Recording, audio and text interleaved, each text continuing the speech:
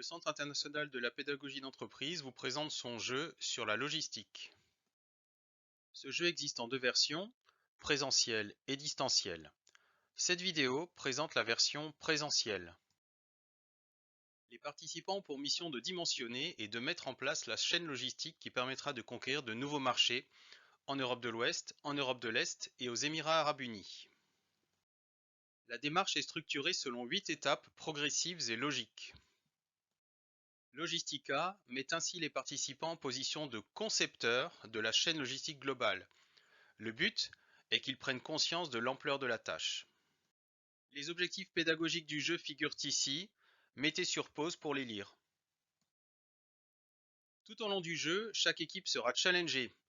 Il faudra dimensionner la chaîne logistique au juste nécessaire et faire les bons choix en termes de transport, moyens, placement d'entrepôt, système d'information, reverse logistique, etc. L'équipe gagnante sera celle dont la chaîne logistique aura le moindre coût. Les équipes doivent définir les prévisions de vente en se basant sur l'historique, les variations saisonnières et la part de marché estimée pour le nouveau modèle de machine à laver. Elles utilisent un fichier Excel dans lequel des graphiques et tableaux sont prédéfinis. Charge aux équipes de finir le travail en plaçant les bonnes formules. Globalement, la production est surcapacitaire, mais les variations ponctuelles amènent les équipes à lisser la production. C'est l'objectif qui leur est donné, servir la demande tout en minimisant les stocks. Les équipes simulent ainsi sur Excel et annoncent leur stock cumulé à l'animateur. Désormais, les équipes peuvent définir les volumes à approvisionner. Elles doivent considérer les liens de nomenclature pour calculer le bon nombre d'unités.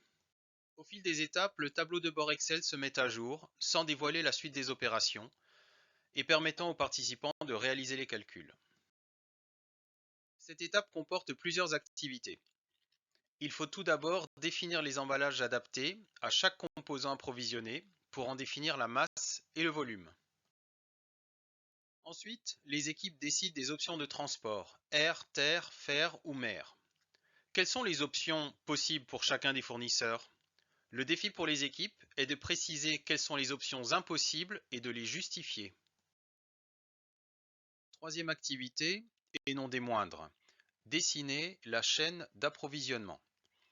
Chaque équipe dispose d'une affiche représentant les fournisseurs, le site de production, l'entrepôt, etc.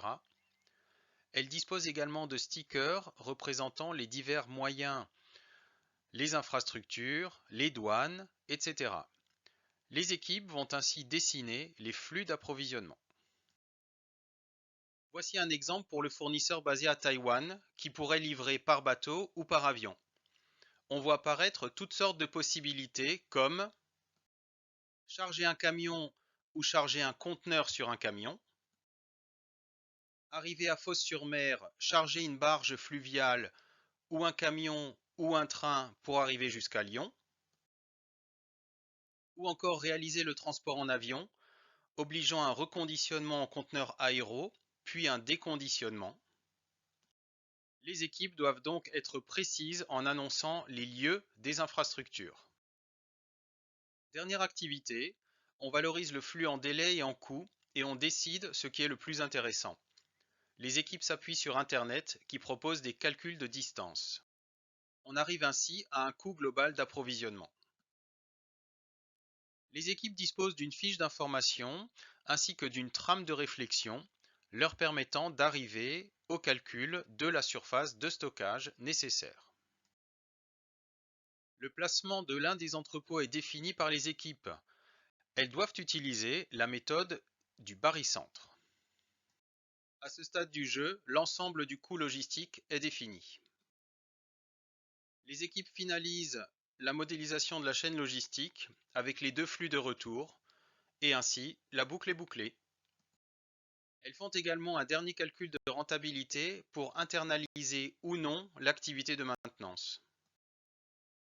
Afin de bien comprendre que toute cette chaîne ne peut fonctionner qu'avec un système d'information adéquat, les équipes affectent les bons éléments sur chacun des acteurs de la chaîne. Divers points peuvent être abordés durant le débriefing. Citons deux points essentiels. Le premier est le rôle du manager logistique, des multiples interfaces, internes ou externes, ses connaissances, ses compétences et surtout son comportement. Le second point est la compréhension de l'ampleur d'une chaîne logistique, du fournisseur au consommateur. C'est une variété et une somme de compétences de toutes sortes, de ressources de production, de transport, de logistique, d'import-export, de composants, de produits semi-finis et de produits finis, d'emballages primaires et secondaires adaptés, garantissant la qualité des matériels livrés, des moyens de transport économiques et écologiques, des moyens de manutention efficaces, un réseau informatique complexe constitué de serveurs, de data centers et d'applicatifs de gestion, et tous ces éléments doivent travailler en parfaite symbiose. Tout cela s'additionne, se complète et permet de mettre notre machine à laver à disposition des consommateurs. Voici les principaux concepts abordés tout au long du jeu. Le jeu comprend un guide d'animation présentant les modalités de mise en œuvre du jeu, ainsi que les modalités d'animation du jeu.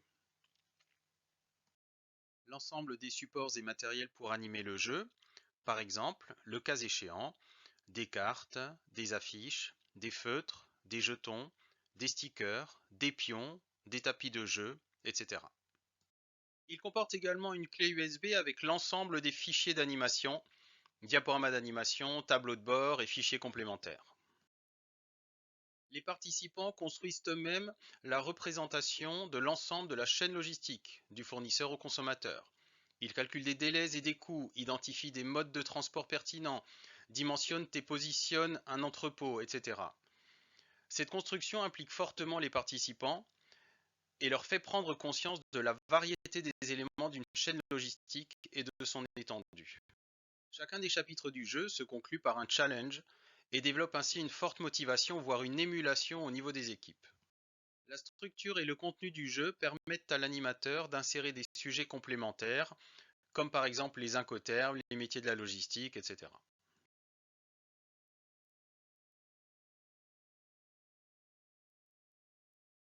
Voici quelques témoignages de personnes ayant vécu le jeu. Mettez sur pause pour en prendre connaissance. Nous sommes à votre écoute pour répondre à vos demandes et pour vous présenter le jeu en détail. N'hésitez pas à nous contacter. Merci de votre attention.